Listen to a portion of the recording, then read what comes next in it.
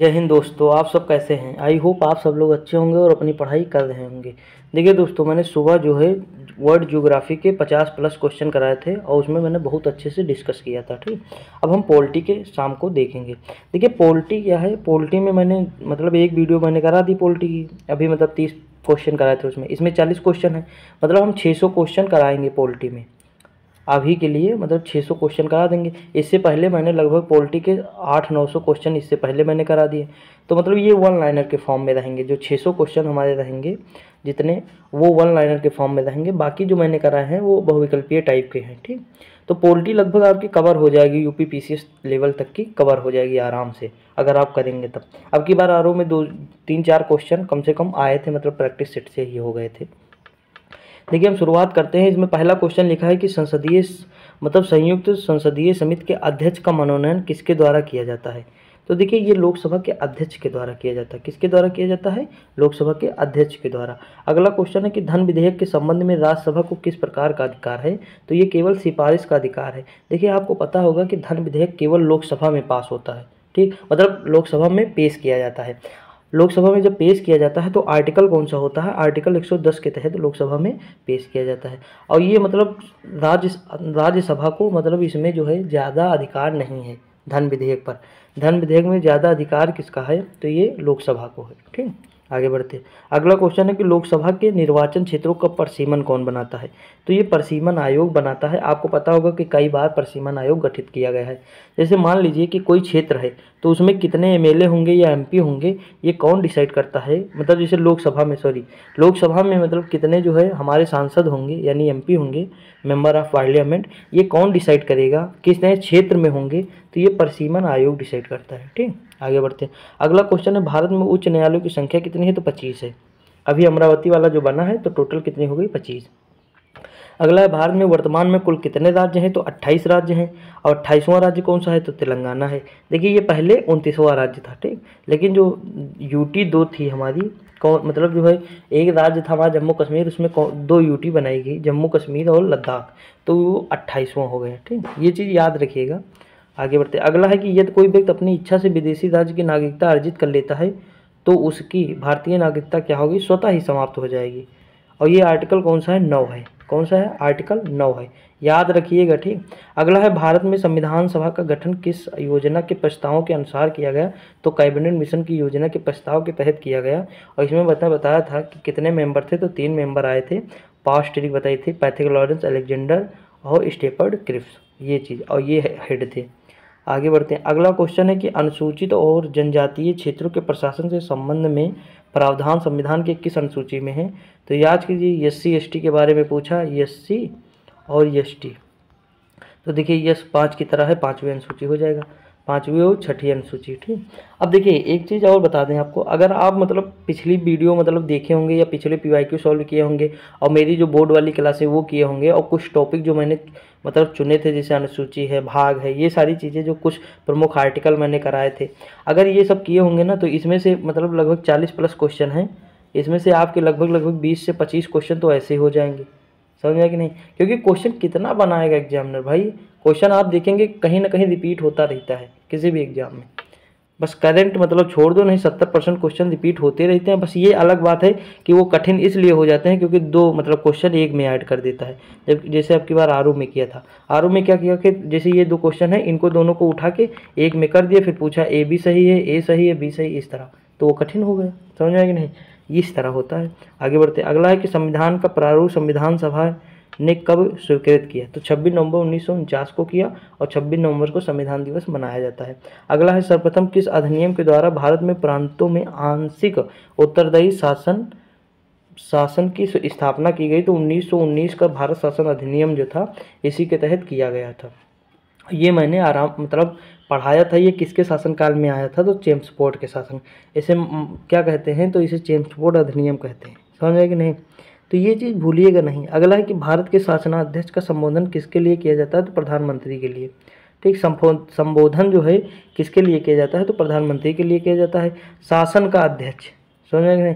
देश का अध्यक्ष जो होता है, देश का प्रमुख जो होता है, वो होते हैं राष्ट्रपति। लेकिन वो क्या होते हैं? उनके पास मतलब जो है पूरी शक्ति नहीं होती है, ठीक, आंशिक जो है शक्ति होती है, थोड़ी सी शक्ति, ज़्यादा नहीं होती है। आगे बढ़ते हैं। अगला है कि भारत के किस भाग को भारत का मैग्ना कार्टा कहा जाता है? तो भाग 3 को कहा जाता है। अगला है पौंडीचेरी के प्रशासक और अंडमान निकोबार द्वीप समूह के प्रशासक को क्या कहते हैं? तो उपराज्यपाल कहते हैं। अगला है बिहार में लोकसभा तथा राज्यसभा के लिए कितनी सीट निर्धारित की गई है? तो देखिए बिहार में लोकसभा की कितनी सीट? 40 सीट है, राज्यसभा की 16 सीट है। अब देखिए हम लोकसभा की याद करा देते हैं, ठीक, राज्यसभा की इंपॉर्टेंट नहीं है इतनी, मन हो याद कर लीजिए, लेकिन हम लोकसभा की याद करा देते हैं। देखिए इसकी ट्रिक है, बिहार में हुआ था चारा घोटाला। क्या हुआ था? चारा घोटाला। तो चारा से हम 40 याद कर लेंगे, चारा से 40, मतलब थोड़ा साउंड आ जाएगा आराम से अगर याद करेंगे। जैसे उत्तर प्रदेश में कितने लोकसभा? 80, तो लस्सी, उत्तर प्रदेश के लोग लस्सी पसंद, जैसे मुझे भी बहुत पसंद है, तो लस्सी से हमने याद कर लिया 80, समझे कि नहीं? तो ये चीज़ है, थोड़ा मतलब अगर हम रिलेट करेंगे तो आराम से हमारा काम हो जाएगा। आगे बढ़ते। अगला है कि भारतीय संघ की कार्यपालिका का प्रधान राष्ट्रपति है और उसमें संघ की कार्यपालिका शक्ति निहित है। राष्ट्रपति इस शक्ति का प्रयोग किसकी सहायता से करता है? तो केंद्रीय मंत्रिमंडल की सहायता से करता है। किसके? केंद्रीय मंत्रिमंडल की सहायता से करता है। अगला है कानून निर्माण हेतु प्रस्तावित विधेयक के कितने वायन होते हैं? तो 3 होते हैं। कितने होते हैं? 3 होते हैं। अगला क्वेश्चन देखिए, पहले लोकसभा फिर राज्यसभा फिर राष्ट्रपति अध्यक्ष करते वह कानून बन जाता है, ठीक, तो ये चीज़ है, इसी को कहने का मतलब है। अगला, राष्ट्रपति कितने समयांतराल के पश्चात वित्त आयोग का गठन करता है? तो प्रत्येक 5 वर्ष के बाद। अगला है कि संविधान सभा के प्रारूप समिति के अध्यक्ष BR अम्बेडकर थे। इस समिति के सदस्यों की संख्या कितनी थी? तो इनको मिला के कितनी थी? तो 7 थी, ठीक। आगे बढ़ते हैं। अगला क्वेश्चन है कि देखिए इसकी एक ट्रिक है, मैं लिखा दूंगा किसी दिन बोर्ड पे, बहुत अच्छी ट्रिक है इसकी। माधव मित्र कृष्ण आएंगे खेत में गाय चराने, ऐसे कुछ है। अगला है संविधान के किस भाग में मौलिक अधिकार के प्रावधानों को शामिल किया गया है? तो भाग 3 में। किसमें? भाग 3 में, जो मौलिक अधिकार है, और 12 से 35 तक है, ठीक।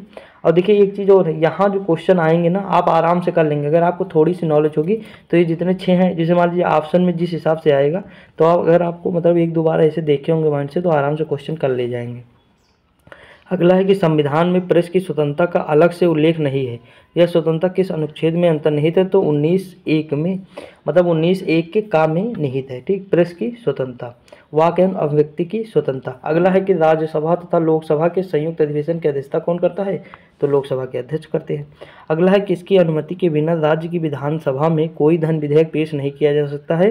तो राज्यपाल की अनुमति के बिना नहीं किया जा सकता है। अगला है राष्ट्रपति का अभिभाषण कौन तैयार करता है? तो केंद्रीय मंत्रिमंडल तैयार करता है।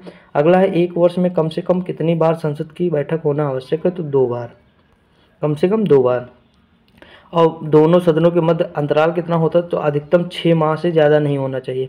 अगला है भारत में वह मंत्री जो संसद के दोनों सदनों में किसी भी सदन का सदस्य नहीं था और उसे कितने समय बाद मंत्री पद से नियुक्त हो जाना पड़ा? तो 6 महीने बाद हट जाना पड़ा। अगला है किस राज्य का लोकसभा तथा राज्यसभा में सबसे अधिक प्रतिनिधित्व है? तो उत्तर प्रदेश में है, मैंने याद कराया था। उत्तर प्रदेश में कितनी सीटें हैं? 80 तो लोकसभा की हो गई, राज्यसभा की 31 सीटें हो गई, ठीक। आगे बढ़ते हैं। अगला है कि भारत सरकार का मुख्य विधि परामर्शदाता कौन है? तो भारत का महान्यायवादी है, अटॉर्नी जनरल ऑफ इंडिया है, ठीक, भूलिएगा नहीं।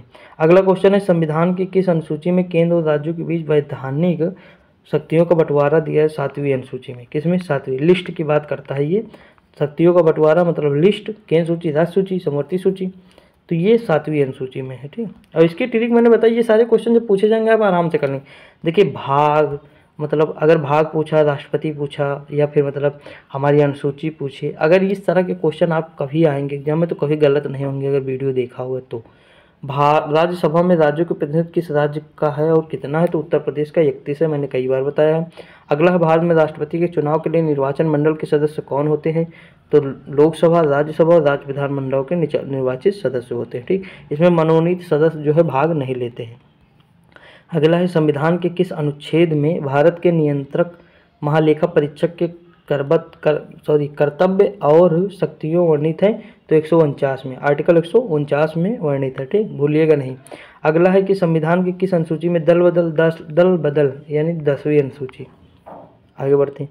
अगला है कि भारत के राष्ट्रपति का चुनाव अनुपातिक प्रतिनिधित्व मंडल प्रणाली के आधार पर एकल संक्रमणीय मतदान द्वारा होती है आनुपातिक प्रतिनिधित्व प्रणाली तथा एकल संक्रमणीय मतदान का क्या तात्पर्य है सभी विधानसभाओं के लिए, यानी ये सभी विधानसभाओं के लिए होता है।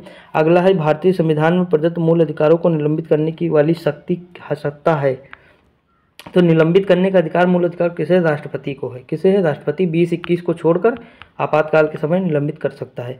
अगला है कि ब्रिटिश संसद द्वारा इंडियन इंडिपेंडेंस एक्ट कब पारित हुआ? तो जुलाई 1947। ठीक, बोलिएगा नहीं। अगला क्वेश्चन है संविधान बनाने वाली प्रारूप समिति यानी ड्राफ्टिंग कमेटी के अध्यक्ष कौन थे? तो बाबा साहब थे, यानी डॉक्टर भीमराव अम्बेडकर। अगला है संविधान का अनुच्छेद 356 संबंधित है तो किसी राज्य में राष्ट्रपति शासन लागू करने से। अगला है भारत के संविधान में प्रथम संशोधन कब हुआ? तो 1951 में हुआ।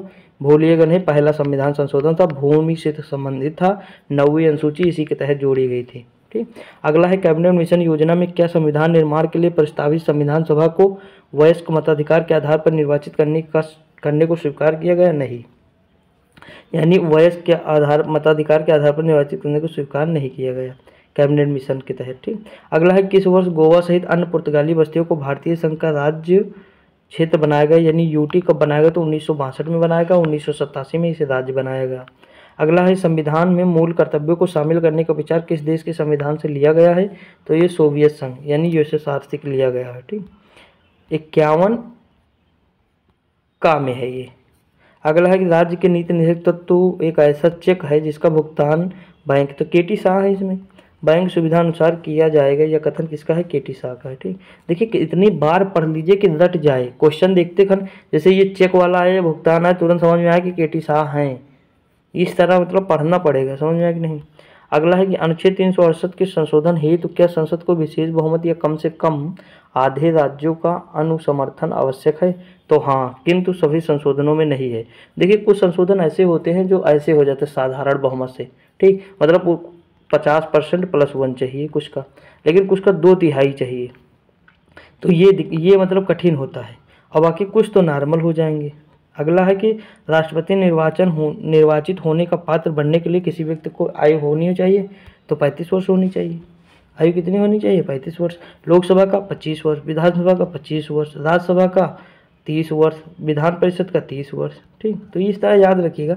अगला है उपराष्ट्रपति के चुनाव में मतदाता होते हैं तो लोकसभा और राज्यसभा के सभी सदस्य होते हैं, इसमें मनोनीत सदस्य भी शामिल होते हैं। तो दोस्तों इतने क्वेश्चन थे, 40+ क्वेश्चन थे, हम कर लिए आराम से। आप देखिए वीडियो देखते रहिए, एंजॉय करते रहिए, और भी चीज़ें जो है बोर्ड की क्लासें करते रहिए। और देखिए खाना बनाते समय या आप जब भी फ्री हों आप देख लीजिए, 2-3 वीडियो चला के देख लीजिए। इससे क्या होगा, आपका रिकॉल होता रहेगा। अगर 3 वीडियो देखेंगे तो आपके 150 क्वेश्चन हो जाएंगे। आप सोचिए कि 30 मिनट में 150 क्वेश्चन, वो भी एक्सप्लेन ट्रिक सारा कुछ आता है उसमें। तो ये चीज़ है, लेकिन आपके समझ में तब आएगा जब पेपर में बैठेंगे आप। तो मिलते हैं अगली वीडियो में, तब तक के लिए जय हिंद।